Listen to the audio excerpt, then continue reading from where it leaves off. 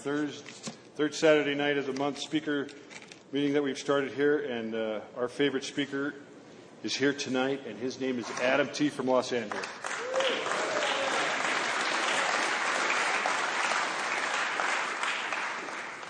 My name's Adam. I'm an alcoholic. I want to first thank you for inviting me to come talk tonight.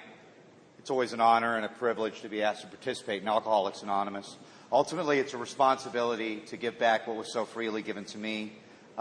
Thank you, Marcus, for your talk. Happy birthday. Welcome to anybody that's new. You know, if you're trying AA one more time, if you don't want to be here tonight, you know, if you don't think this will work for you, if you think this is all a big misunderstanding, you know. Well, I mean, I didn't get to AA because I had a bad weekend, you know. I had a couple of bad decades. And for me, like a lot of us, this became a matter of life and death. I live in Southern California. I'm sure they do it here. We give chips for like everything, 30, 60, 90 days, 6 months, 9 months. And, you know, in our groups, we always have a perpetual chip taker. And I stood up in AA, if you're new, for 17 years. I mean, it was horrific. I had so many chips and key tags, I couldn't play poker with them. It was awful.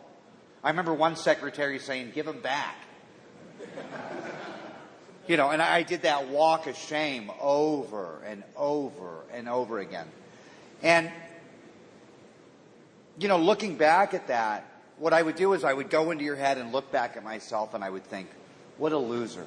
Why can't you get this? What's wrong with you? And I think that judgment kept me out of Alcoholics Anonymous for a long time.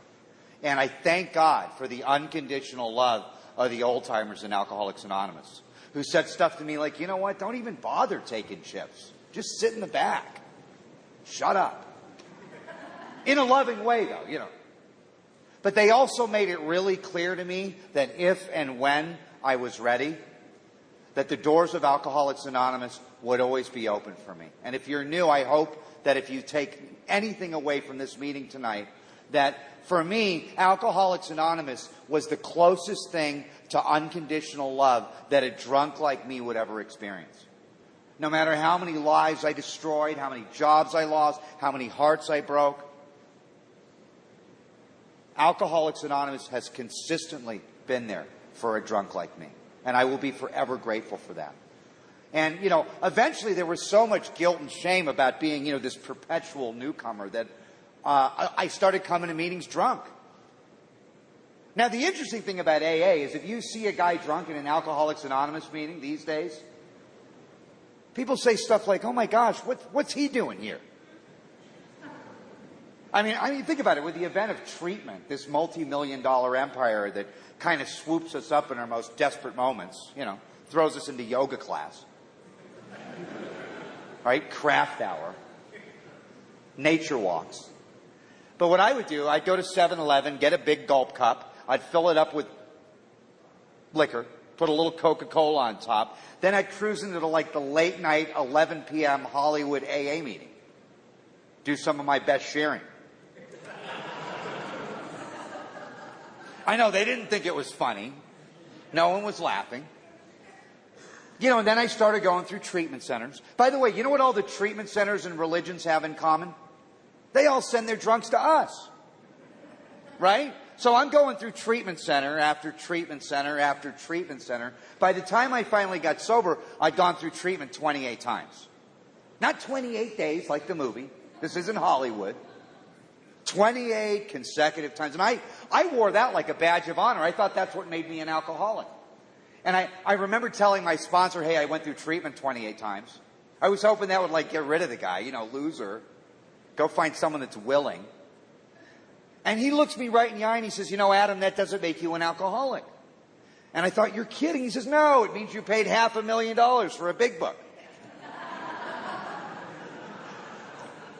I didn't think that was funny either. I'm not going to start citing and quoting pages tonight out of the big book. But page 101 of the big book says any scheme that attempts to shield the alcoholic from temptation is doomed to failure. See, treatment was a great place to fatten me up for another run, but treatment never solved the problem.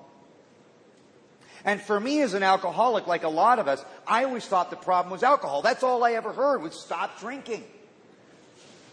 Everyone told me, just stop drinking. And I always thought the problem was alcohol. And I remember a guy saying to me, you know, Adam, if alcohol's your problem, that drink, that shot glass, that 12-pack, if that's your problem, you're probably not an alcoholic.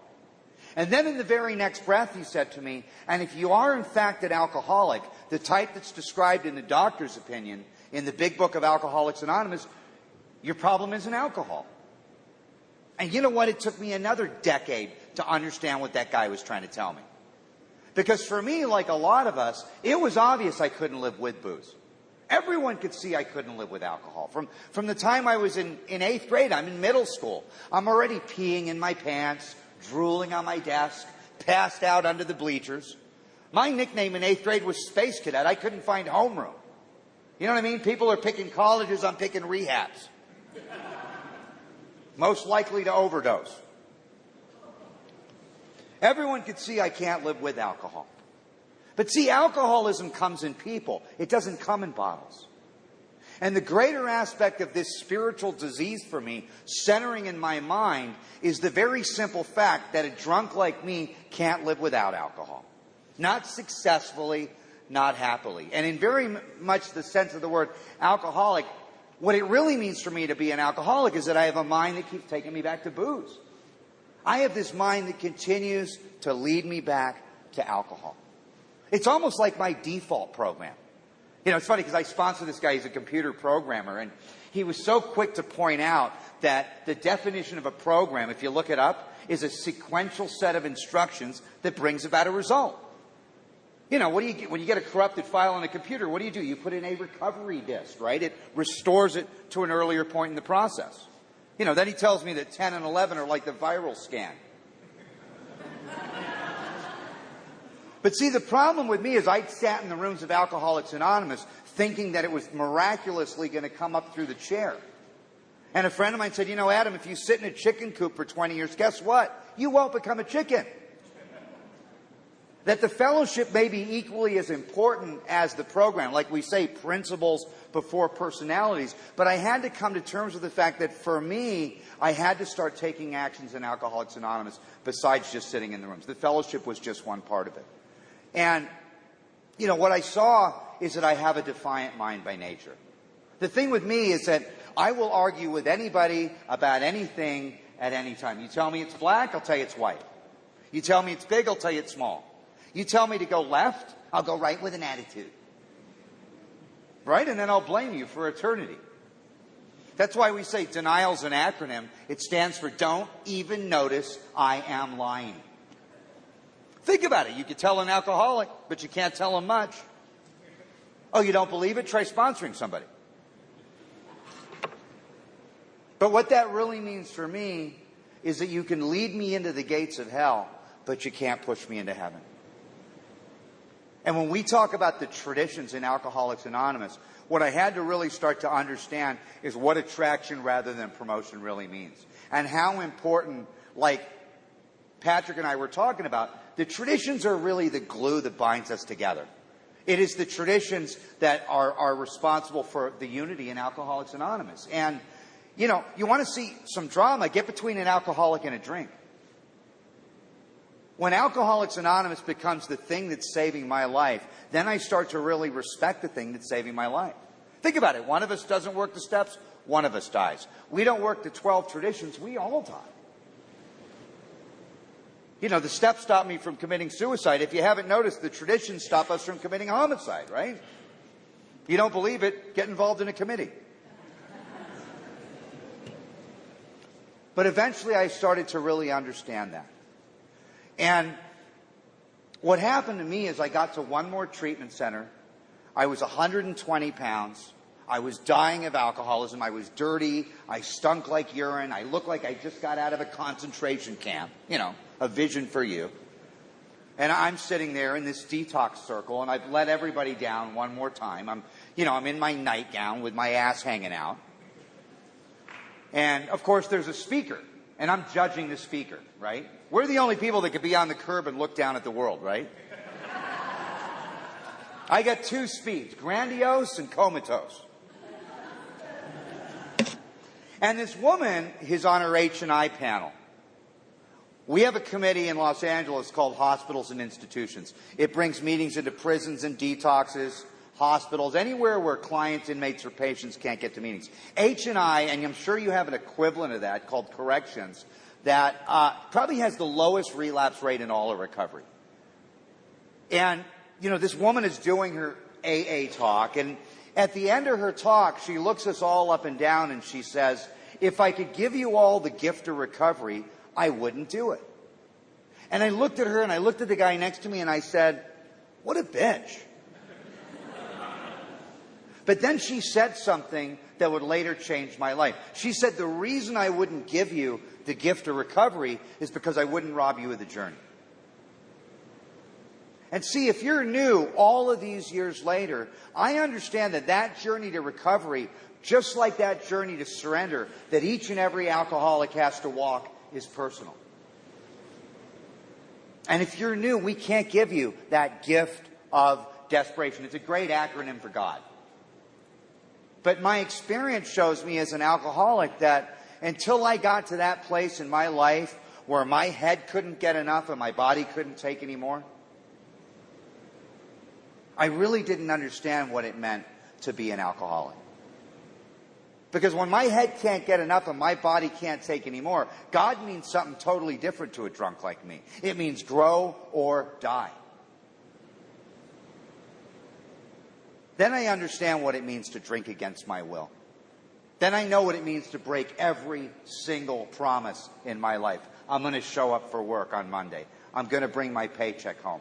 I'll be there for you. And consistently and forever break every one of those promises. You know, if you're new, by the way, we're the only people that want a reward because we ran out of a burning building. You know, if you feel like you gave up your big Saturday night to hang out with us, if you're feeling heroic, this is the only place on God's earth where they'll applaud because you came in to save your own life. You know, I tell people, if you're sitting in AA thinking about drinking, that beats the heck out of being in a bar tonight thinking about getting sober. You know, so I got to this place where when I walked out of that last treatment center, one of the guys that was running the detox said to me, Adam, why don't you come back next week and tell everybody in detox how you stayed sober a whole week? And for the next 7 years, I sat in my car in LA traffic for 3 hours from one side of the county to the other to tell those guys in detox how I made it one more week. And somehow that simple idea of reaching back in my community and helping another drunk turned into this thing for me that was freedom. And if you're new, I wish I could give you that. I wish I could give you that gift of desperation, because I think that a lot of times when we talk about what the gift is in Alcoholics Anonymous, for me that gift seemed to be willingness. It's almost like the disease killed me every day and it wouldn't bury me. And I got to a place where I knew that I was just going to exist like that. I mean, being a newcomer for 17 years, it's kind of like being in purgatory. It was horrific. And I know that there's people here that have experienced the same thing. I know a lot of guys that go to York Street down the street here. Part of my sponsorship lineage is connected to Don Pritz and Gary Brown. It's like 3 or 4 generations back to Bill Wilson. And I am so lucky that I got around a group of people that were active in AA that really kind of turned the big book of Alcoholics Anonymous into questions. You know, and asked me if I could stay stopped on my own. If I could stop without a spiritual experience. If I was bodily and mentally different from my fellows. And as I really started to answer those questions in my life, I saw the hopelessness of alcoholism. Because for me as a drunk, hope doesn't matter until I become hopeless. I could write all day long on step 1. Until I've beaten down that liquor store door at 5:59 a.m. over and over and over again, or paid the clerk at 7-Eleven $100 for a 6-pack at 2 in the morning, or driven all the way to Mexico to get at the bar, or done all those despicable, diabolical, disgusting things that many of us do on that journey to pitiful and incomprehensible demoralization. You think writing about step 1 is going to help me? I had to have an experience with alcohol. Now, I do a lot of H&I. I should write. I'm an alumni from everywhere. And one of the panels that I've had for a number of years is up at the VA in West LA. And, you get into the Veterans Administration and, they have an alcohol treatment program there. And, you get into a room full of soldiers and they ask you to pick a topic. So I picked surrender, right? And one of the greatest illustrations of surrender I'd ever heard came out of one of those panels. I mean, you ever watch a soldier surrender, like on CNN? And you might want to relate this to alcohol if you're new. You'll see the soldier take the rifle, very slowly lay it on the ground, sit down on the side of the road, wait for someone to tell him what to do, right? I mean, when you got 40 AK-47s pointed at your head, you don't throw down the gun with an attitude. I always tell that to the court card people. You're not sitting on the side of the road looking back at the gun, because if you do, someone's going to shoot you. And I look back at my relationship with alcohol, and it's exactly the same. Am I looking back at alcohol? Is that the euphoric recall? Because for me as an alcoholic, it's like I'm in the high school gym 20 years later. The band's gone, the girls are gone, the lights are out, and I'm in this dark, cold room by myself saying, where's the party? That's the euphoric recall, the peculiar mental twist, the lurking reservation that precedes the first drink. It's almost like life has its moments, and for those very moments, I will give my life to recapture and recreate the magic that I once found in booze. And my experience is that unless I can find that sense of comfort and ease that I'm seeking from alcohol through this process, there's no way I'm going to stay here. If you take booze away from a drunk like me, you got to give me something better. And I believe in many ways that's what Alcoholics Anonymous is always about. It's been about for me. I mean, there's a guy by the name of Dr. Harry Tebow. He's one of the contributing members to some of our original literature. And you can look him up on the internet. And he talks about the difference between compliance and surrender. And, I've been in compliance with AA for years. Doing it for sober living, doing it for the judicial system, doing it for the parole department, doing it for DCSF. Where I live on the west side of LA, they do it for the trust fund. But see, that concept of surrender, very much like that soldier that lays down that rifle, it's unconditional. There was no more condition on that surrender. And everyone says, oh, my worst day sober is better than my best day drinking. And we're all like, really? But you know what I think? My worst day sober is better than my last day drinking. And that is the point of reference that I must go back to. Because I continue to look back at when it works over and over again. And for me, that'll destroy me. There was a big difference for me between the act of surrender that got me into AA as a newcomer over and over and over again, and the state of surrender that's keeping the old-timers here. And you know what? It sounds like semantics, but it's a completely different concept. It's kind of like watching a swan glide across a pond of still water. It's so beautiful, so effortless, so graceful. But you know what that swan's doing under the water? He's paddling like hell. And if you're new, we have a chapter in the big book, Into Action. Have you noticed there's no chapter into feelings? I know the therapists hate it when I say that. And there's no chapter into thinking. Right? We ought to have a chapter into whining, right, from the podium at the noon meeting. I'm like, dude, get a job. And for me, like a lot of us, I became willing to take actions in Alcoholics Anonymous that I didn't believe in. It was the most pivotal moment in my life when I became willing to take actions that I didn't believe in. I mean, there's a therapy out there called cognitive behavioral therapy, right? It's expensive. In AA, it's one sentence. You can't think your way into right living, but you can live your way into right thinking.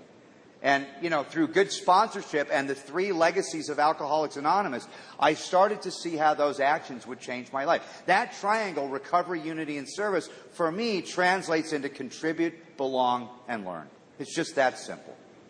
Contributing is service. It makes me feel needed. Belonging is unity. It makes me feel wanted.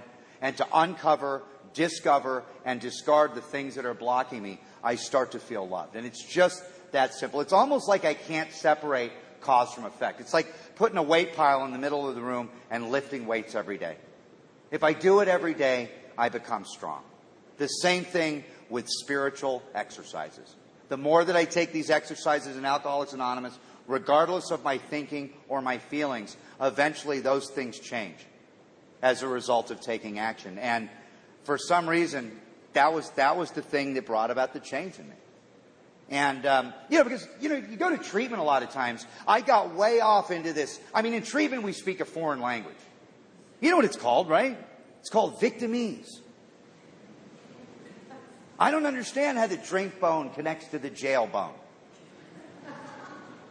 Kind of like I met her in rehab. I can't believe she drank. Sound familiar? I knew he was a crackhead. I can't believe he robbed my house. And the big book talks about how I make decisions based on self that later leave me in a position to be hurt. And you know what? I was not able to connect those dots until I started writing inventory. I had to take the actions outlined in steps 4 through 9 consistently until I started to see that change. A friend of mine said continuing to do inventory in the 10th step is kind of like going to an ATM machine. You go to the ATM machine, what do? You put in the card, you put in the code, you take your money, right? You put in the card, you put in the code, you take your money. And after a while, you're like, I get it. Why do I need to keep doing this? And my friend said, you may get it, but what's going on behind the wall? And I said, my goodness, the account's being debited. And that seemed to be the phenomenon of staying in the steps, is all of a sudden, I started to become separated from the emotions that owned me. It's almost like where there's hysterics, there's historics. And through this process, I started to see the things that were driving me. Driven by selfishness, by self-centered fear. Normal people seem to be intellect over emotion. They think, they process, and they act. I'm exactly the opposite. I'm emotion over intellect. I act, process, and think. Oops, 10th step. Think about it. We're the only people that burn bridges ahead of us. Okay, there are a couple alcoholics here, right? And unless I can experience an entire psychic change, I can't get free. Alcoholism is the only prison where the key's inside. And until I really understood that concept, and I'm going to say it again later, that I am trying to solve a spiritual problem with a physical solution, I will never get free of that spiritual prison. Part of the word spiritual is ritual. And just like that weight pile, that idea of taking actions that I don't believe in, coming to believe in a power other than myself, I can't seem to fix the problem with the head that got me here. For me, fear won't keep me sober. I don't know about you guys, but getting a third strike, living on the street, being homeless, losing my big career, throwing away my family. I don't know about you, but did scared straight work for you guys? Went right over my head. Now, the big book talks about the problem drinker and illustrates the problem drinker as someone that can stop or moderate given sufficient reason, right? Huge difference between a problem drinker and a real alcoholic. Think about it. You get a problem drinker and a real alcoholic in a jail cell, like a drunk tank for drunk driving. You got two completely different philosophies going on. Get the problem drinker over here on one side of the cell thinking, why'd I drink so much last night? I knew I shouldn't have drank so much. Real alcoholics over here on the other side of the cell thinking, why'd I take the 25? Oh, the court card people never laugh at that. Right? Problem drinker's wife says, honey, if you don't stop drinking, I'm leaving you. Problem drinker cleans up his act, doesn't drink in the house, gets a little Visine. Now, if my woman says, honey, if you don't stop drinking, I'm leaving you, you know what I'm thinking, right? I'm thinking about single life. And my experience with alcohol is exactly the same. When we talk about to concede to our innermost self that we're alcoholic, the word concede means to surrender with a fight. Doesn't every drunk defend their right to drink? And if anything got in the way of booze, it was out of my life. I mean, alcohol completed me. It had me from hello. Alcohol was the love of my life. You think I'm going to let go of the love of my life without a fight? I can't even let go of a bad relationship. Anything got in the way of booze, it was out of my life. And if you're new, my experience with Alcoholics Anonymous is identical. If anything gets in the way of AA, it's out of my life. A woman, I don't care how much she loves me, how great she makes me look, how good she makes me feel. I remember the first time I said that in an AA meeting, there she was in the back of the room. She's like, sweetie, you don't look like an alcoholic. Oh my gosh, why do you got to go to all those meetings, honey? Oh, you're not speaking again, it's the weekend. Then she tells me, you know that AA program, it's getting in the way of our relationship. So a couple months later, it's the big night. You know, we've been dating a couple months. It's the big night. It's meet the parents night, right? So I'm at her parents' house, suit and tie. Out comes the exotic wine, head of the table. You know, everyone's toasting. She's like, honey, you can have one glass of wine. It's just a glass of wine, sweetie. Come on, it's Thanksgiving, honey. It's natural wine. You did read the book. Okay, 4 more rehabs for me. And she came to detox with a get well card. I know, I think I got 5 cards from that one. No offense, I love Al-Anon family groups. I come from a long line of alcoholics and suicide on both sides. But for that girl, a slip was 10 minutes of compassion. I tried to send her to Codependence Anonymous. She wouldn't go. You know why? She didn't have anyone to go with.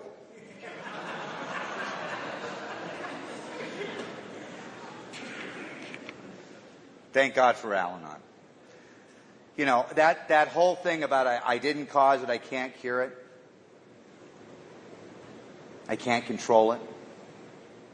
The idea of minding my own business and having some business to mind. As an alcoholic, being involved with an alcoholic family, it became so evident to me that I needed to understand that the genetics loads the gun, the dysfunction pulls the trigger. You know how many Al-Anons it takes to screw in a light bulb? None. The Al-Anon detaches and lets it screw itself. See how perfect that is? But I can't do that without guidance, without direction, especially when it's someone you love. The hardest thing for me to do. I mean, I sponsor guys that pay more in taxes than I earn all year. They have these huge careers and these little tiny programs. I've never seen one of them stand the test of time here. What do I do for a living? I stay sober. What do I do for money? That's over there. See, puke smells the same in a Mercedes. And if I get those 2 things mixed up, I'm back in an emergency room. I get those 2 things mixed up, I'm back in handcuffs. Or I get a double header. I'm handcuffed to a gurney in an emergency room. But my experience, again, is that anything I put in front of this thing, for me, has been removed from my life, drunk or sober. And it's critical as an alcoholic that eventually I start to see that simple concept. You know, self-knowledge won't fix me. I mean, I've had every relapse prevention class known to man. I can't make it past the liquor store. You know, and I'm back in class, you know, learning about my triggers in my nightgown. I'm like, counselor, waking up's a trigger for me. I'm awake. It's like, sir, will you please go back to your dorm? And I'm on Skid Row again, drunk, reciting chapter 5 out of the big book. And I've got a head full of Alcoholics Anonymous, I got a belly full of booze, and I'm separate, different, and alone, like Marcus said, one more time. And if you think that's painful, you know what could actually be worse than that? Being in this room tonight, being a real alcoholic, an alcoholic of my type, and not working at 12 steps, it could be worse. Coming to meetings late, leaving early, not having commitments, not being of service, not having a sponsor, not having this friendly direction, as we say. You got no anesthetic. It could be more painful. That's why I always say, you know, we have these milestones like 30, 60, 90 days like we were talking about. We should have a moment of recognition for the person in their last 30 days. Think about it. You can always spot them. Just ask them how they're doing. I'm fine. I'm like, really? Why don't you tell your face that? See, but that's the tragedy. That's the tragedy of Alcoholics Anonymous, is that if you want to hide something from a newcomer, you know where you put it, right? Stick it in the big book. They'll never find it. There's only one thing people like us do in moderation. You know what it is, right? The steps.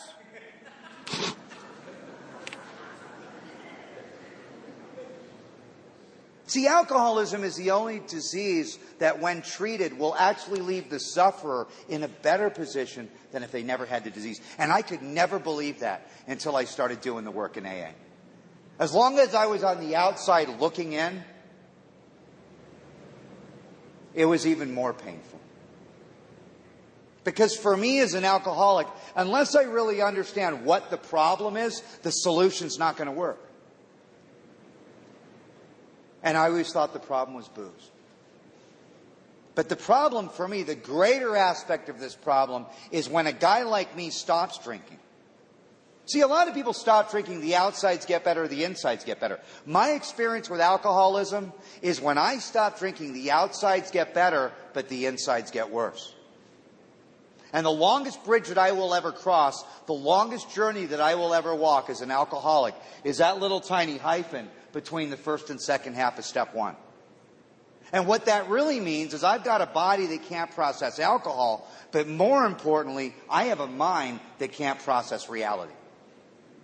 And for many, many years I thought because I drink, therefore my life is unmanageable. That's like looking at the tip of the iceberg and seeing the ruined marriage, the unemployment, the physical ailments, all the destruction, and thinking that that's the problem.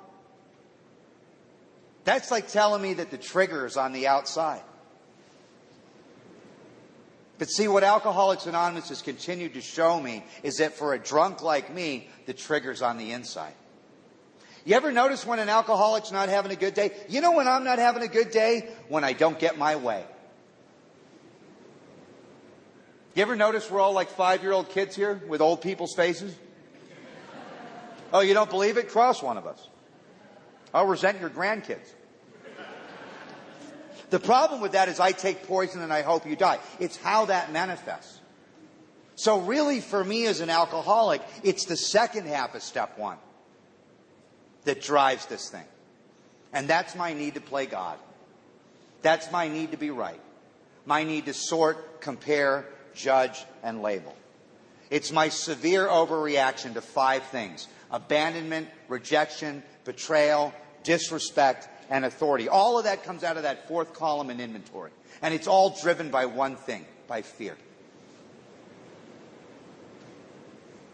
This thing called self-reliance.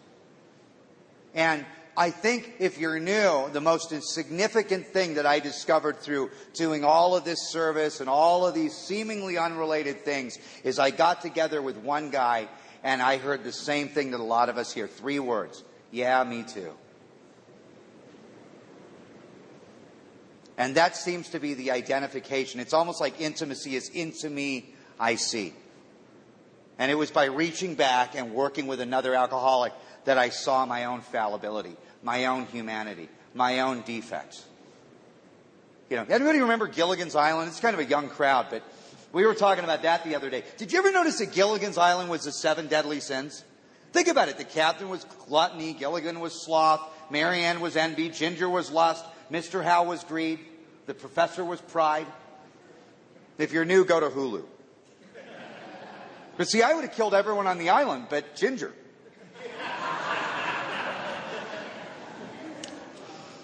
And eventually what happens is I put down the drink, I pick up the fork, right? That's gluttony.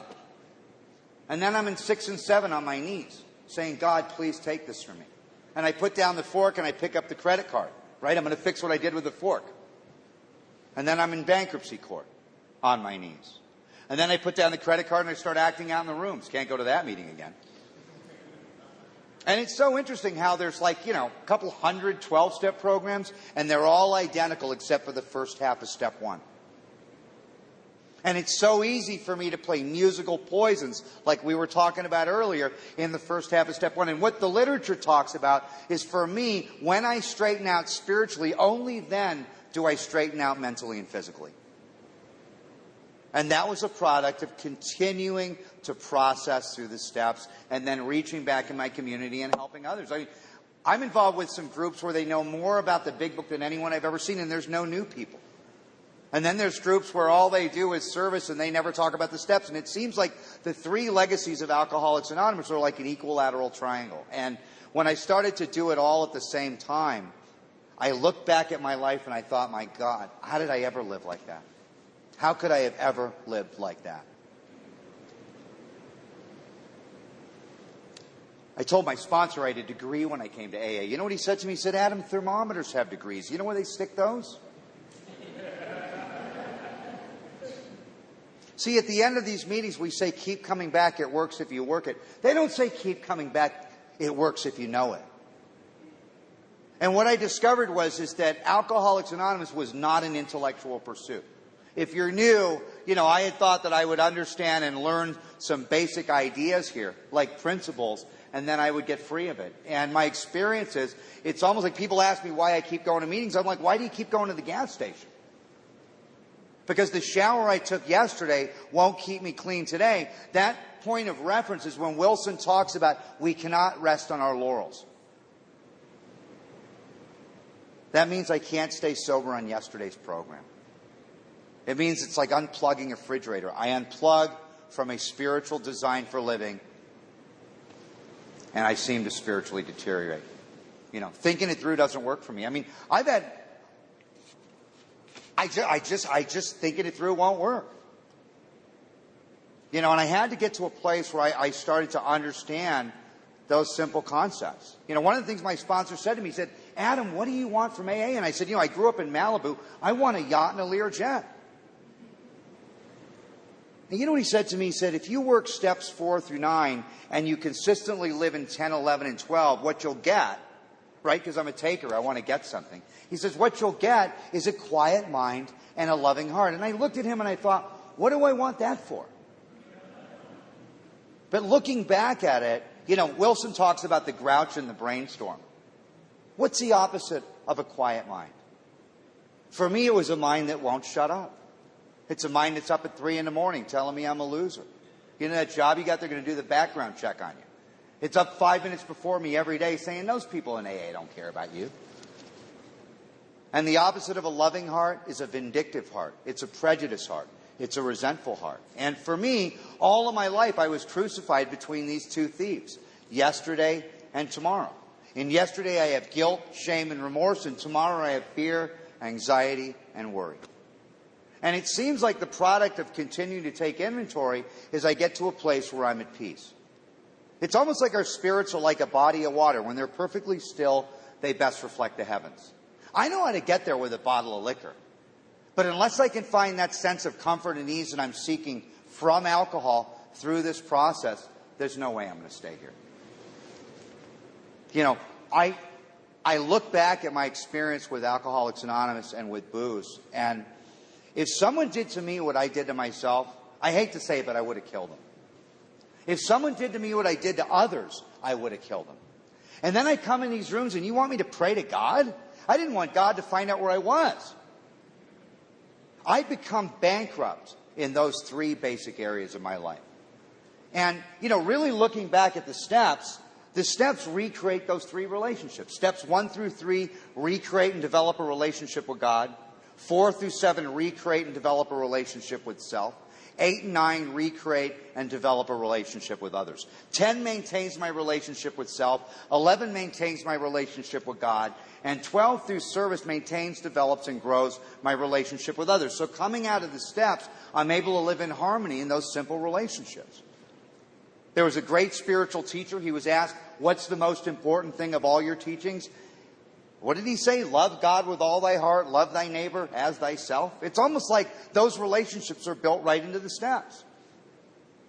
And like, a lot of us say, if you're an alcoholic and God scares you out of these rooms, don't worry about it. Booze will scare you back in. I think that one of the strongest principles in my life, and a principle is a fundamental belief that I base my life on, is kind of like that thing that Einstein said. I would rather live this life pretending there's a God and finding out there isn't than live this life pretending there's no God and finding out there is one. It's just that simple. That simple idea. Like we have this chapter in the book, We Agnostics. Have you noticed, if you're new, there's no chapter, We Believers? And through continuing to process through some very simple questions in We Agnostics, I started to see, it's like when they asked Michelangelo, how did you make the statue of David? Michelangelo said, I never made the statue of David. I just chipped away everything that wasn't David, and there he was. And that idea of, looking at some of my old ideas about this power. And it really comes down to one thing. God will steer, but God won't row. That's the whole point of that exercise of He's the father, I'm the child. He's the principal, I'm the agent. He's the director, I'm the actor. I start to see that it's really not my definition, but my understanding to that relationship that changed my life in Alcoholics Anonymous. And there's a poem in Notre Dame. It says, I sought my God I could not see. I sought my soul I could not free. I sought my brother, and I found all three. And when Wilson talks about nothing ensures immunity from drinking more than intensive work with others, that seemed to be the trick when that guy said to me, why don't you come back next week and tell everybody how you stayed sober a whole week? And that began a journey in Alcoholics Anonymous that I'd been sitting on top of and I didn't even realize that the steps were kind of like the face of a clock. When you're in 12, you better be in 1 with someone else. Re-experiencing the phenomenon of craving, re-experiencing the obsession of mind, re-experiencing the spiritual malady. Because in reality, we always say the grass is greener. You know why the grass is greener over there? It's because they're watering it. And when Bill Wilson came back to Lois and he said to his wife, I'm trying to help all these drunks and none of them want it. But she said, but look at you, Bill. You're on fire about this. You've been sober 6 months. And that seemed to be the pivotal point for a lot of us. That every single one of us has this opportunity. That's what makes Alcoholics Anonymous grow. I'm sure there's tons of drunks to work with in Denver.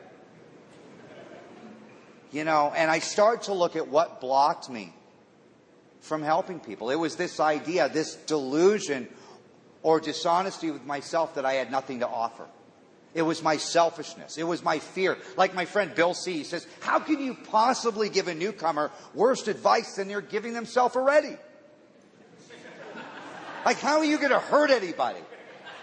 This whole thing is based on love and service. It's so simple.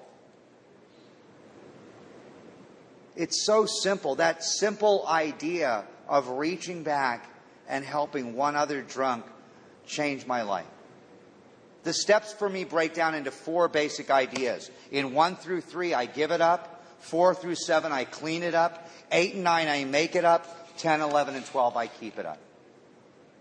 And as a result of that process, I'm able to navigate around the drama. I'm able to match calamity with serenity. I'm able to stay in some kind of fit spiritual condition. One of the oldest stories in AA, we were talking about it, is about this little 5-year-old kid. And this little boy, he wants to play with his dad, and he's very distracting. And his dad's trying to find out a way to occupy this little 5-year-old. So what he does is he gets this map of the world. National Geographic, they have those great maps. And he rips this map of the world up into like 50 pieces, and he gives it to his son, and he gives the little boy some tape, and he says, what I want you to do, son, is I want you to put this map of the world back together, and when you're done, we'll play. And he's thinking it's going to take the kid an hour. Finally, some relief. Little 5-year-old comes back in 2 minutes. He's got this whole map of the world reassembled. It's all taped back together. It's perfect. The dad says, that's impossible. I'm 50. I couldn't do that. How did you do it, son? And the little boy says, well, Dad, on the back of the map of the world, there was a picture of a man. I just put the man back together, and the whole world fell into place. I had sat in Alcoholics Anonymous and in and out of those institutions for 17 years, continuing to put the map back together first. I was famous. I could get the girl, the job, the house, and the car all in 90 days. And every time I was back in some facility with a bracelet. If you're new, this seems to be the spiritual technology that rebuilds the man or woman. 1 through 3 with God, 4 through 7 with self through inventory, 8 and 9 with others through amends. And then to maintain, develop, and grow.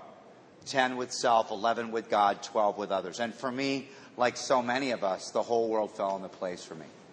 And, I want to thank you guys so much for inviting me. I wish I had a little longer, but, the meeting's over. If you're new, you got a great group here. You got some people that know the steps. Marcus, you were awesome. The thing that you said about the things that you had to do in Alcoholics Anonymous became the things that you wanted to do, that is the craziest thing. The one thing about this thing is that, like I was telling Patrick, it's kind of like you polish over here and you shine over there. And all of us talk about that, about having lives beyond our wildest dreams. I could never have imagined the joy and the freedom and the relationships and the love. And I can't really paint that picture. It would be wrong if I did.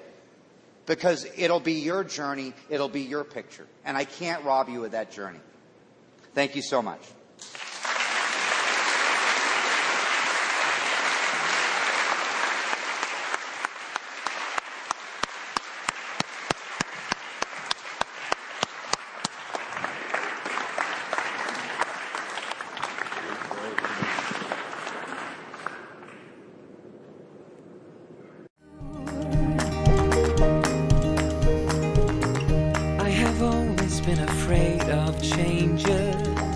But you show me life is full of faces.